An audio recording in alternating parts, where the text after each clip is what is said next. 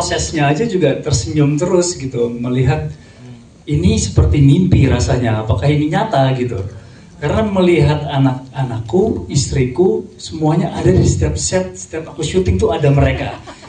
Yang biasanya aku saat lagi syuting itu kan pasti video call sama anak-anak, ini semuanya jadi taman bermain kita sekeluarga gitu. Ya, persiapannya sangat matang sekali di sini gitu. Jadi anak-anak memang sudah latihan, sudah jauh ya. Kalau Drew ini film pertamanya dan Bagus juga ini pertamanya gitu.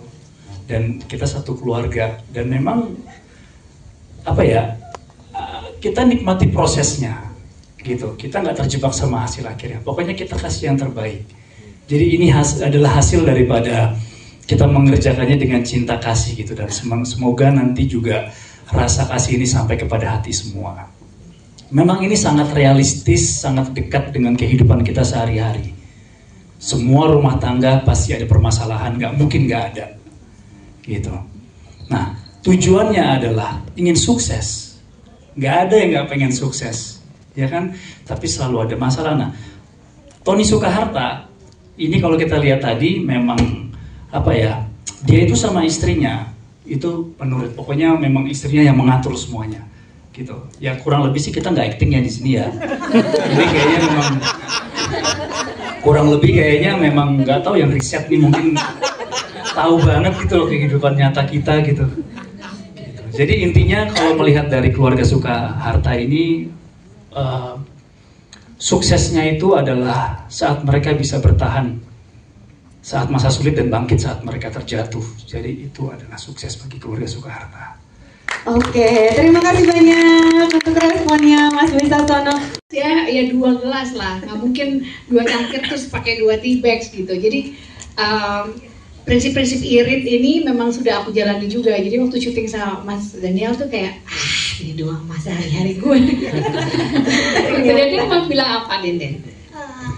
Aku juga pertama kali lihat filmnya dari trailernya, itu aku juga udah suka banget kayak Kenny itu sebenarnya dia tuh anak yang jenius itu. Jadi kayak Linda itu punya itu secret weapon gitu.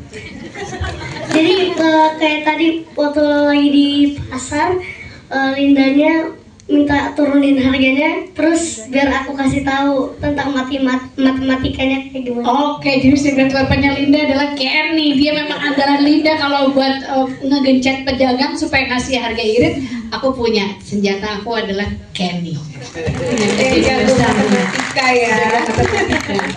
Keinginan aku untuk yang nggak mungkin lah ya semuanya diwujudkan. Fasilitas yang paling utama sebenarnya keamanan dulu buat anak-anak, lalu jam istirahatnya mereka. Tapi syukurlah semua teratasi gitu. Jadi kita komunikasikan. Yang penting anak-anak ini dalam keadaan yang nggak ngantuk banget gitu. Ya ngantuk-ngantuk aja sih. Namanya anak-anak ada jamnya beda-beda, terutama untuk Den Bagus. Jadi sebenarnya dari awal kekhawatiran itu ada, banyak malah.